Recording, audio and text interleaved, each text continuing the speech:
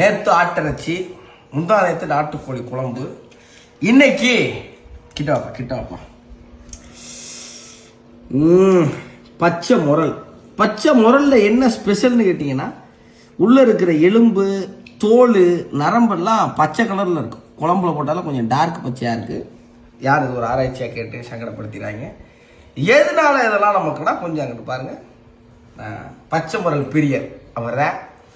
பச்சை முரலுடைய சுவைக்கு முன்னாடி வஞ்சரம்லாம் வடக்கவே விழுகணும்.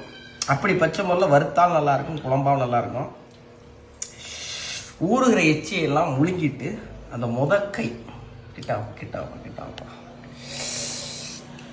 அப்படி நல்ல குழம்பை சோத்தையும் கலக்கி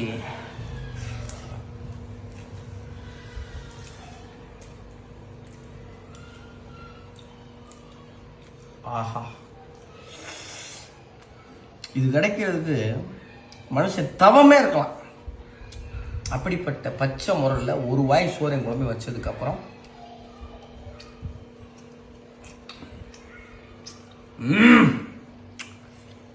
வறுத்த மீனுக்கு ஒரு சுவைனா